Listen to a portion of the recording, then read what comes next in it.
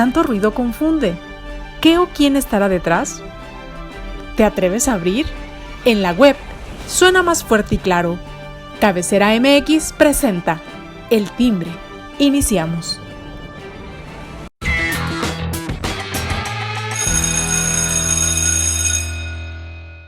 ¿Qué tal, amigos? Muy buen día, me da mucho gusto saludarlos. Ya es miércoles 26 de abril, con el gusto de saludarlos y de invitarle a que se quede aquí con nosotros por espacio de esta media hora, un poquito más, que aquí estaremos con ustedes compartiendo algunos temas sobre todo lo que está aconteciendo a últimas horas y momentos en cuestión, todo en cuestión a la salud del presidente de México, Andrés Manuel López Obrador, y bueno, pues también con otros temas que tienen que ver con lo que ya le tenemos aquí preparado, pero pues invitarle a que le dé like a las redes sociales de cabecera y sobre todo, pues bueno, el día de hoy saludar con mucho gusto a mis compañeros en este día. Surya Palacios, ¿cómo estás, Surya? Hola, ¿qué tal? Alberto, Carlos, Héctor, encantada de estar aquí. Bienvenidos todos. Y pues ya se nos está acabando el mes. Sí, ya, última semana, es cierto, ¿eh? Es cierto, y viene pues para los de nivel básico un megapuente. Así es Sí. de que pues que lo disfruten y bueno, pues aquí estamos con el gusto de saludar también a Carlos Maguey. ¿Cómo estás, Carlos? ¿Cómo están? ¿Cómo les va? Buen día. Sí, ya nada más es hoy miércoles, mañana jueves. Luego viene viernes de descanso y luego el lunes otra vez descanso y la siguiente semana el viernes otra vez descanso. Entonces, ¿quién fuera maestro, verdad? Semana muy corta la próxima, ¿eh? 3 días Así es. prácticamente laborales. Héctor Romero, ¿cómo estás? Hola, muy bien, contento de estar con ustedes nuevamente y con nuestro público. Qué bueno, qué gusto, bueno, tenerlos aquí al equipo completo hoy miércoles y bueno, con todo lo que se ha suscitado desde el fin de semana que inició este tema de la salud con motivo de la salud del presidente Andrés Manuel López Obrador, quien fue trasladado de Mérida a la Ciudad de México en carácter de urgente por un supuesto COVID. Bueno, se ha dicho que es COVID. Ya en la mañanera el secretario de Salud decía que era COVID, que está pues bajo tratamiento con paracetamol y pues bueno, atendiéndose en tanto pues las especulaciones siguen, van y vienen. ¿Qué decir de todo esto? ¿Surge un montaje? ¿No es montaje? ¿Es real? ¿No es real? Cuando menos están convocados los gobernadores el día de mañana a una reunión, pero no se sabe si el presidente estará ya sea de manera de presencial, no lo creo, pero sí de manera virtual podría estar el gobernador presente. Surya. Pues la verdad es de que lo único cierto es de que en el gobierno federal son unos ineptos en el manejo de la información. De eso hay una gran certeza y no es la primera vez que podemos llegar a afirmar esto. ¿Por qué la ineptitud? Bueno, pues porque no saben reaccionar ante imprevistos de estas características, ante una crisis. O sea, al final de cuentas terminó por convertirse en una crisis de información, dado que no saben manejar justamente incidentes en la salud del mandatario. La verdad es de que a mí me parece que no es muy profesional estar especulando si tiene algo más de lo que se informó oficialmente, que es COVID-19 por tercera ocasión. Pero creo que sí hay que resaltar que tenemos, a pesar de que México es uno de los países que tiene mucha regulación, muchísimas leyes. El problema es de que seguimos con ciertas lagunas normativas con respecto a lo que se debe de informar alrededor de la salud y las condiciones y la integridad que tiene el jefe del Ejecutivo Federal. Que no olvidemos, es jefe de gobierno y es jefe de Estado al mismo tiempo. Así está en nuestra Constitución. Por ende, debería de existir de manera específica, como sí lo hay en otros países, empezando por Estados Unidos y Canadá, pues un protocolo específico normado, reglamentado, en el que se diga, bueno, en caso de que el presidente tenga una gripa, un catarro, no importa que sea o no sea COVID, debe de haber un parte médico oficial y no lo que ocurre y lo que ha ocurrido en estos días, que es de que el secretario de Gobernación dice una cosa, el vocero de la presidencia dice otra, como lo hizo al principio Jesús Ramírez, al principio de cuando se empezó a difundir la noticia que el mandatario había regresado a la Ciudad de México de manera urgente.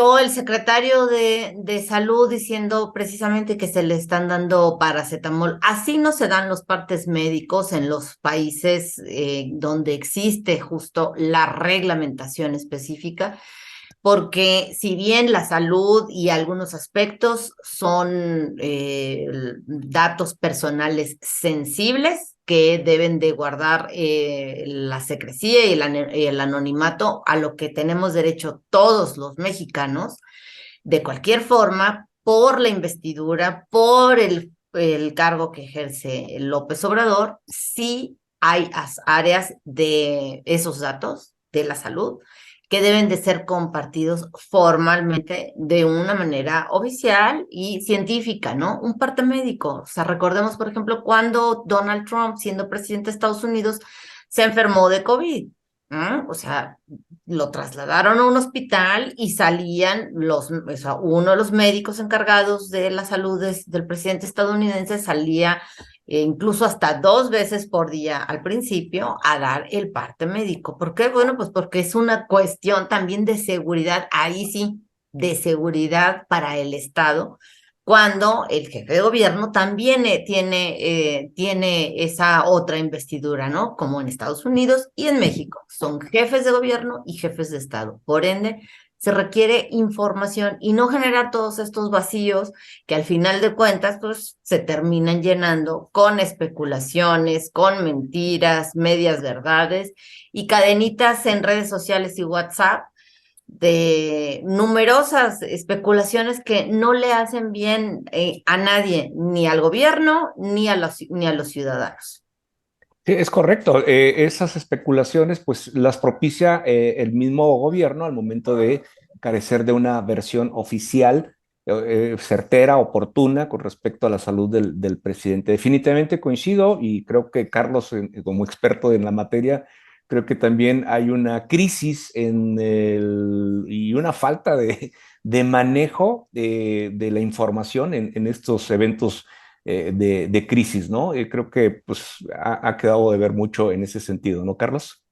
Claro, el manejo de crisis es una de las partes de la comunicación que no todo el mundo maneja, no todo el mundo le entiende. Precisamente tienes que, una crisis no la empiezas a analizar el día que se te presenta.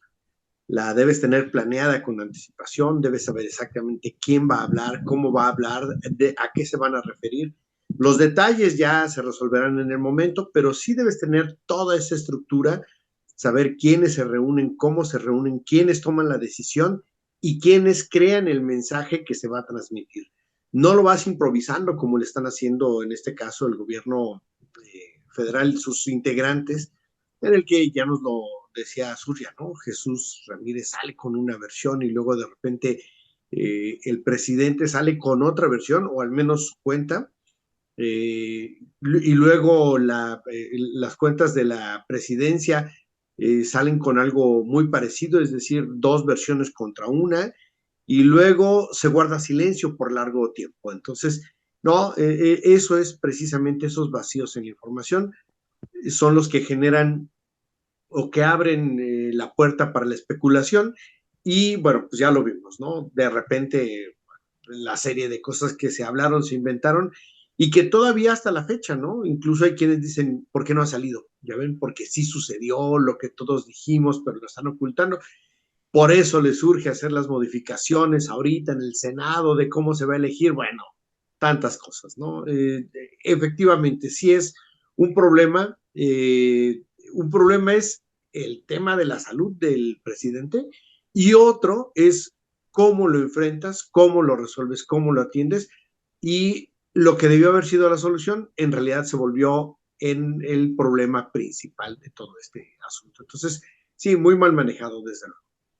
Sí, y además, obviamente, pues las especulaciones favorecen a la estrategia del presidente, ¿no? Porque una vez que se reponga, pues lo va a tomar, pero a su beneficio, ¿no? Como sabe hacerlo, como sabe utilizarlo mediáticamente. Pero bueno, también hay la parte de si es o no es un montaje. Lo comentábamos en el chat de ahí de cabecera, donde Héctor, tu opinión es muy importante en este aspecto, en donde vemos a la esposa del presidente. Si fuese algo grave, pues la esposa estaría en primera línea, ¿no? Ahí al cuidado. El secretario de Gobernación no dejaría su puesto o no tendría por qué salir o venir a una reunión con el rector y el gobernador del estado a encabezar una reunión de conflicto estatal. Y bueno, pues creo que cada quien debería estar en su puesto clave en una situación si realmente fuera apremiante o el estado de salud del presidente fuese delicado. Héctor, como mexicanos también debemos estar preparados para este tipo de eventos, ¿no? Y saber qué hacer y actuar en lo político y obviamente en lo social, ¿no? Bueno, tenemos un aspecto constitucional que prevé cómo funcionan nuestras instituciones en caso de la falta total del presidente, ya sea por una enfermedad grave que no le permita continuar o por una situación de muerte. Pero lo curioso es que en vez de calmar las aguas, sacar un comunicado, explicar con calma las cosas, mandan a Drácula, digo, perdón, sale el secretario de Gobernación en la mañanera tratar dizque de calmar, diciendo que nada más tiene COVID, cuando en otras ocasiones pues se ha hecho presente, puede grabar un video, lo hemos podido ver ahí con su directorio telefónico de Palacio como si buscara un documento muy importante en las grabaciones, etcétera. Y luego no abonan sus diputados al respecto, porque luego los de su partido, la AMPREA, del PT, presentan una iniciativa para tratar de que se reforme la Constitución, cosa que no va a ocurrir, por supuesto, para elegir en votación al presidente sustituto, en caso de que este falte, que no sea la mayoría de las cámaras la que lo nombre. Entonces, pues da risa, porque primero saben que no lo pueden lograr, que no tienen los votos necesarios para esa reforma. Segundo, no les dan los tiempos. Y tercero, si el presidente está bien, qué bueno. Ojalá se recupere pronto y que siga gobernando. Imagínense a Dan Augusto de interino de aquí a lo que falta del sexenio. Dios nos libre, mejor que se rescate el peje, aunque lo inflen. Y por el otro lado, digo, es una persona, es un humano, entonces no hay que desearle lo peor de los casos, ¿verdad? Pero también abona mucho a la rumorología. De por sí, todo esto que ya nos comentaron Surya y Carlos, en cuanto a situaciones que son anormales en cuanto a comunicación por parte del grupo en el poder, el que para el ratito citen a una sesión urgente de los gobernadores. Entonces no sabemos si va a ser el anuncio de que resucitó al tercer día según Morena y ya mañana sale a la reunión de gobernadores o hay algo más grave porque, insisto, la especulación está en todo su apogeo. Y la señora, pues quién sabe si como tú dices, que ande de viaje, pues a lo mejor anda celebrando de veras.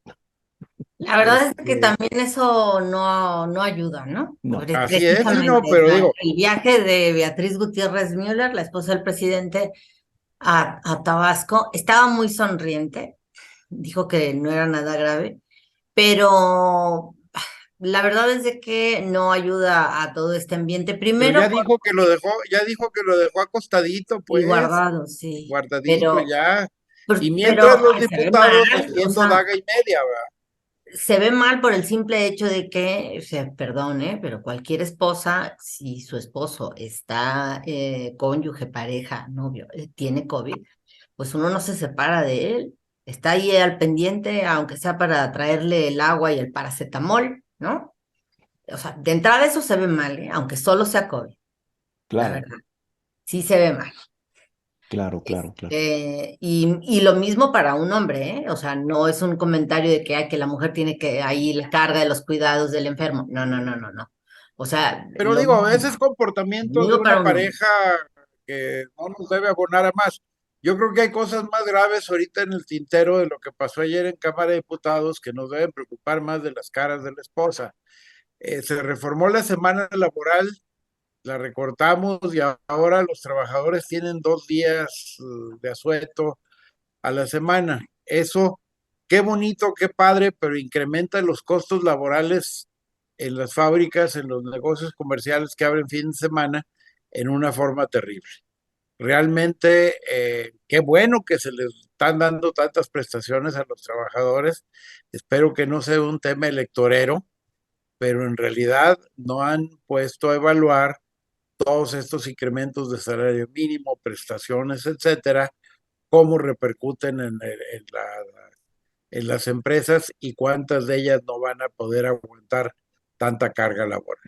Y pues ya desaparecieron anoche también el INSABI, están trabajando a destajo, y no sé si están trabajando a destajo porque al presidente le urge dejar todo esto planchado antes de que cierren la sesión de trabajo del El periodo Congreso, ordinario. o por el otro lado están haciendo lo que en Venezuela cuando murió aquel que platicaba con los pajaritos, que antes de que se diera la noticia sacaron el montón de reformas que tenían atoradas antes de que se les cayera la imagen del líder porque dieran a conocer el fallecimiento.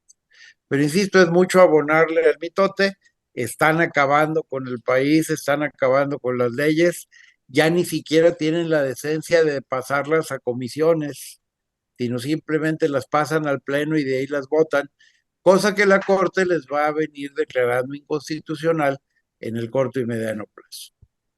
Sí, claro, por la parte procesal legislativa, ¿no? Que tiene que transcurrir.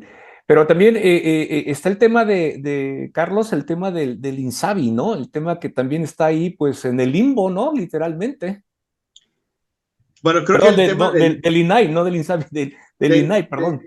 el tema del INAI seguramente es uno de los que más nos debería preocupar en este momento. Es uno de los órganos constitucionales autónomos que justo dan equilibrio al gobierno que le hace frente, junto con la Comisión Nacional de Derechos Humanos, con el Instituto Nacional Electoral, y hemos visto que este gobierno ha logrado una estrategia para ir neutralizando a estas instituciones, ¿no? En el caso de, bueno, la Comisión Nacional de Derechos Humanos, hay que decirlo, los últimos presidentes ya habían dejado mucho que desear.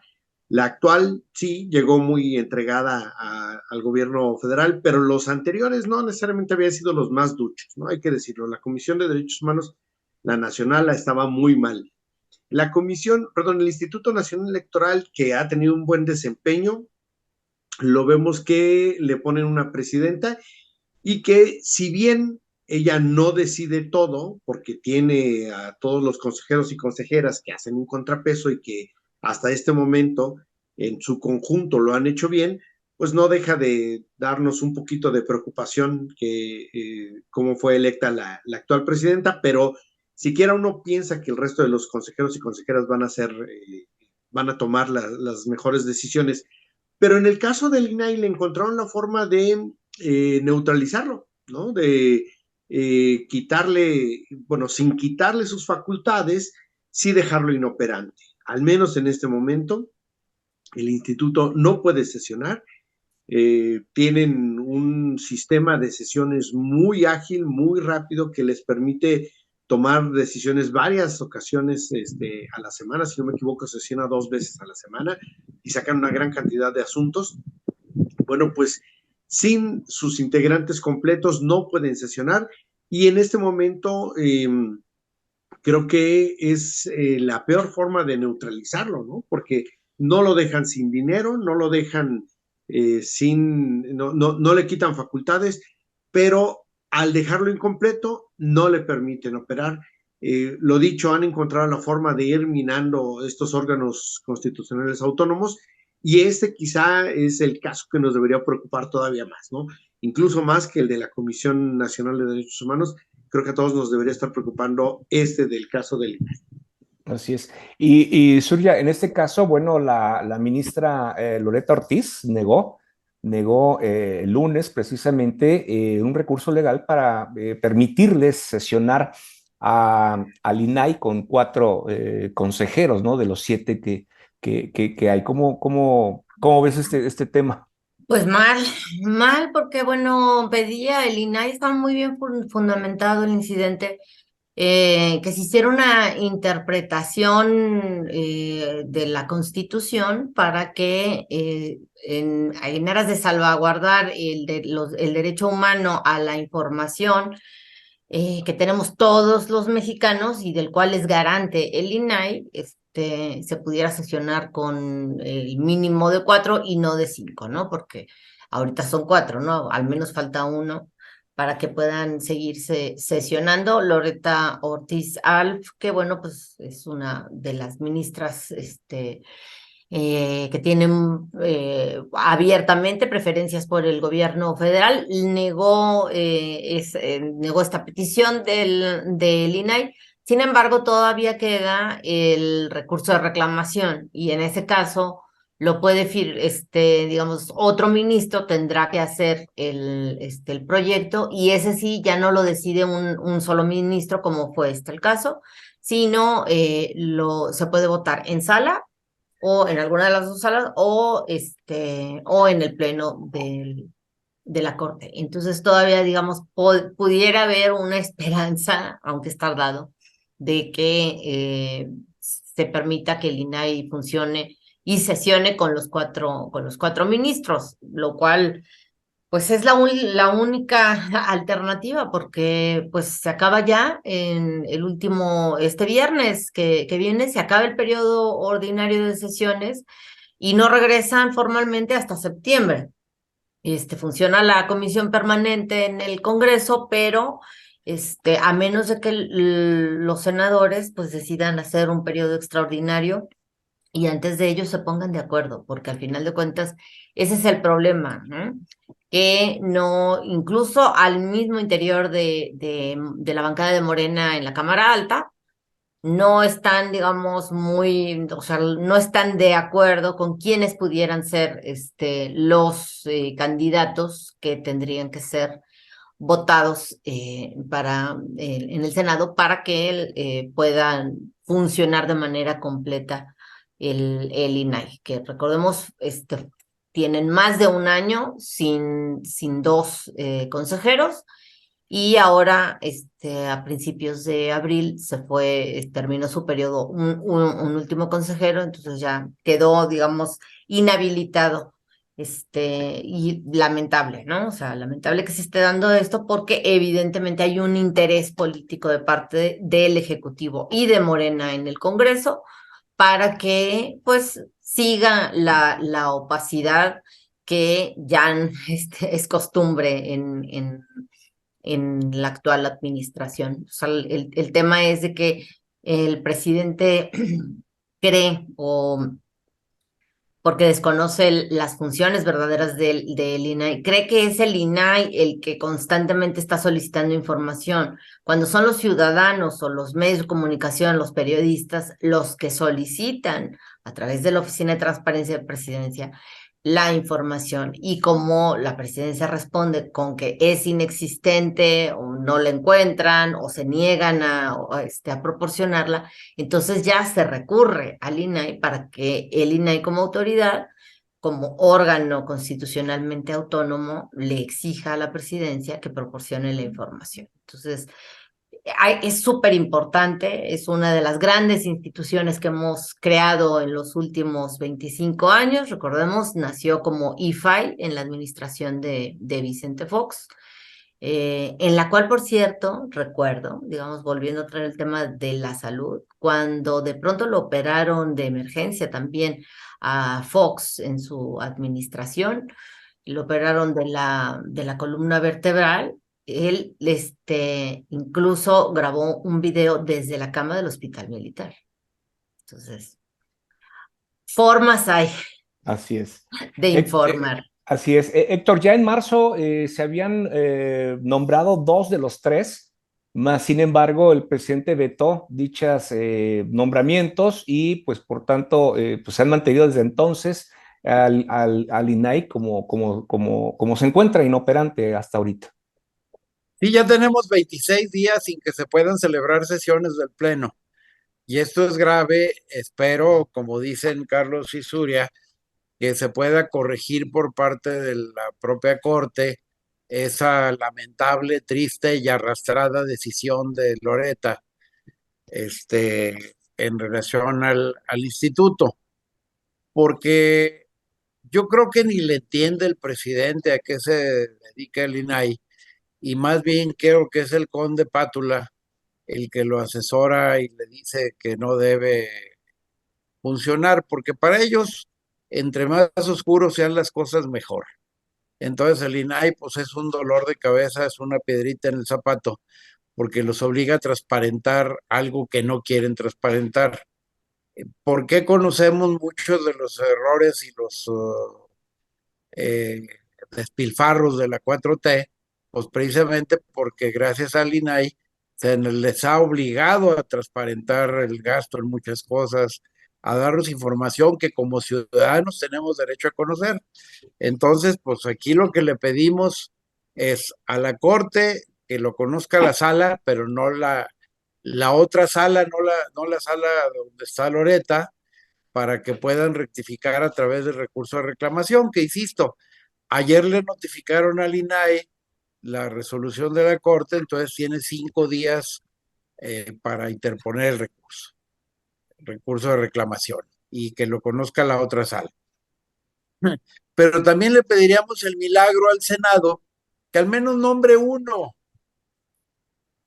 para que pueda de todos modos ya empezar a sesionar el INAI en lo que se resuelve en la Corte y en lo que deciden los de la 4T permitir, ya nombrando a los consejeros a que sesione, porque el INAI, vamos, es un instituto de lo más tranquilo del mundo.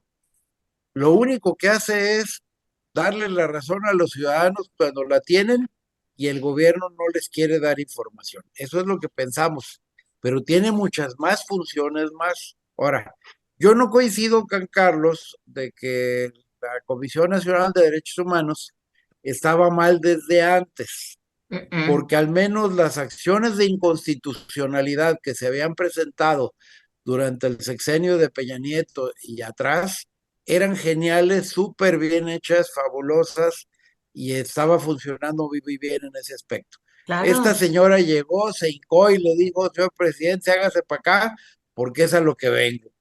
Y de Sí, ahí con en el más Raúl no González funciona la Pérez, que fue Comisión el Nacional de Derechos último Humanos ombudsman, ¿no? para nada. El último Entonces, ombudsman que realmente, verdaderamente pues para tuvimos. no lo tenemos vigente, realmente desapareció de la faz de la tierra una verdadera Comisión de Derechos Humanos que nos defienda a nosotros como ciudadanos, y que, insisto, a lo mejor estaban mal, pero cuando menos en su chamba de acciones de inconstitucionalidad, que es una facultad constitucional que tiene, planteó muchísimas y con una técnica increíblemente buena que logró que la Corte se pronunciara al respecto. Ese sería mi punto de vista. Así es. Y bueno, dándole vuelta a la página con todo esto que está ocurriendo, desde luego, pues la mejor opinión es la de usted, que nos escucha y nos sigue a través de las redes sociales de cabecera. Pero también hay un tema aquí en lo local que, bueno, se llevó a cabo también esta reunión, pues ya anunciada previamente, a raíz de la muerte de Raúl Padilla, como que hubo ya, pues un poquito de flexibilidad por parte de la universidad. Yo creo que de la universidad siempre ha habido la postura al diálogo. Pues ya el gobernador aceptó el diálogo también y pues estuvo un tercero en discordia, pues que fue el mismo secretario de Gobernación, quien pues estuvo en presenciando esta reunión. No hubo declaraciones, no ha habido pues en cierta forma un comunicado con respecto a qué se trató, qué se habló. Simplemente pues quedaron que, según a decir, y lo que trascendió es que se iba a hacer la comunicación a través de las redes sociales de cada uno de ellos, pero hasta la fecha, Carlos, no ha habido nada, ¿verdad? Fíjate que esa parte está muy interesante porque durante todo este tiempo el gobierno del estado, los últimos 2 años, gobierno del estado y la Universidad de Guadalajara, se estuvieron tundiendo uno al otro, durísimo, y a la menor provocación mandaban comunicados, hacían videos, subían información a redes sociales y se decían, aquel me sacó la lengua, este me dijo así, el otro me dijo asado. Pidieron todo este tiempo que los medios difundieran el pleito. Y ahora que se arreglaron, lo mantienen en secreto. Y eso es lo triste, porque nos damos cuenta que es, en el caso de Jalisco, son las tres fuerzas, por decirlo así, Morena, Movimiento Ciudadano y el grupo político de la Universidad de Guadalajara. Los tres son iguales, ¿no? Para el pleito nos llaman, nos invitan, nos hacen parte, pero se arreglan en lo oscurito y no nos dicen de qué se trató. Y eso desde luego hace creer que justo pues son entre inconfesables los acuerdos, ¿no? Y que de verdad deben ser más abiertos. El rector justo había advertido que él quería que la reunión se diera incluso abierta a los medios. Yo sé que eso ya era exagerar, ¿verdad? Tampoco íbamos a esperar que los acuerdos se dieran con cámaras y micrófonos abiertos de los medios, pero de eso a salir escondido,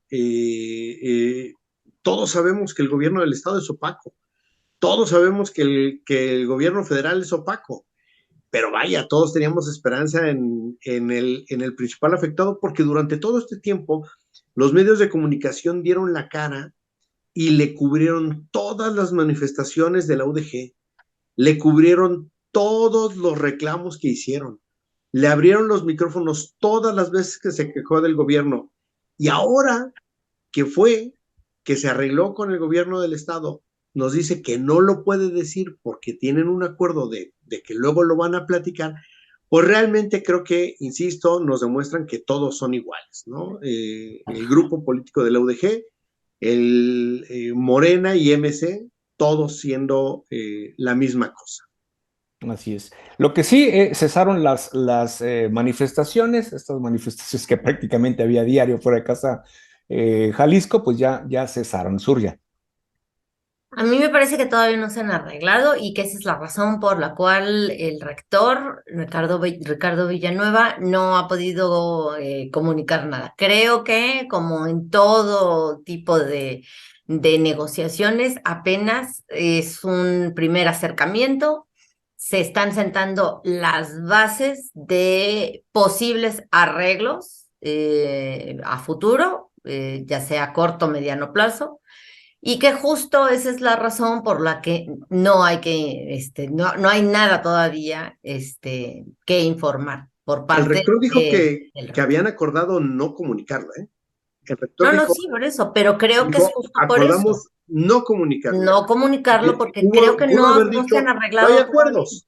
Pudo todavía. haber dicho, no hay acuerdo. acuerdos, pero no, lo que dijo fue, acordamos no comunicarlo todavía. Y creo que es claro, ¿no? Se arreglaron en algo Sí. y no lo comunican. A lo mejor solo se arreglaron en eso, de que están sentando las bases para llegar a ciertos acuerdos y que acuerdan, vaya la redundancia, que no se van a comunicar hasta que no se concrete.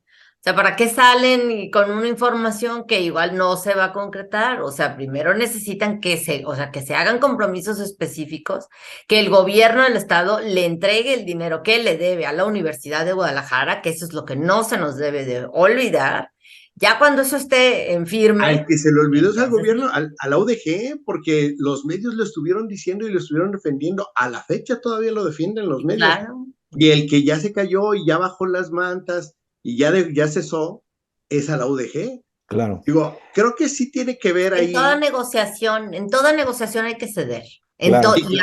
En todos los niveles. Es parte de la negociación. Desde lo Héctor, político, lo universitario, lo académico. Si me da chance, Héctor, te escuchamos, adelante. Venga, Héctor.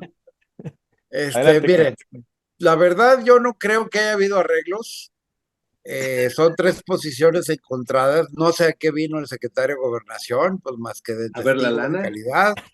Realmente el conflicto fuerte todavía no estalla cuando los grupos, tanto de Morena como del gobierno del estado de MC, quieren tomar por asalto la Universidad de Guadalajara y el Consejo Universitario, que al final de cuentas es lo que pretenden desde el punto de vista político, lo querramos reconocer o no. Por el otro lado, realmente el decir, pues si hubo acuerdos, no hay acuerdos, no creo que haya habido acuerdos, insisto, sí ha sido clara la universidad en seguir diciendo, oye, échame mis 140 millones de pesos que tu Congreso nos robó porque ya estaban aprobados y recularon en una forma por demás terrible, pero deja las puertas abiertas a seguir negociando, a que el mismo rector declaró que había habido un buen acercamiento, que habría posibilidad ya en el futuro de plantear proyectos y lo más bonito que va con un proyecto es el presupuesto. El hecho de que el propio Villanueva reconozca que se queda sentado en la rectoría y que no va a aparecer en ninguna boleta, también es un signo de madurez del grupo en relación a que van a cuidar la casa y que no quieren visitantes ajenos al grupo queriendo meter la cuchara. Y déjame decirte, informalmente hoy en la mañana, perdón, ayer en la mañana, me llamaron ya un grupo disidente de la universidad que ya quiere empezar a presionar un poquito para tener espacios en el consejo universitario. Entonces quiere decir que ya hay alguna efervescencia por ahí de gente que pues toda la vida quiso figurar y no lo dejaron, y ahora sí, después de la muerte del líder moral, pues pretenden tratar de ganar o arrebatar espacios a como dé lugar. Esos son los grupos internos. Claro que al gobernador se le mueve su corazoncito de tratar de lograr lo que su papá no logró, de tener el control de la universidad, ¿verdad? Entonces, creo que hay mucho por escribir en el futuro. Espero que esa reunión que también solicitó Villanueva, directa con el PEJE para que vea en forma distinta a la universidad y le otorgue más presupuesto, ojalá fructifique. Así es. Pues ojalá Ya que y se las apura cosas, el presidente. sí, ya que esté mejor, ya que esté en condiciones. Y bueno, pues con esto llegamos al final del programa. Gracias, Surya, gracias, Héctor, gracias, Carlos, gracias a usted por acompañarnos. Yo lo espero, recuerde, aquí el próximo viernes. Cuídense y tengan un resto de semana formidable. Hasta entonces.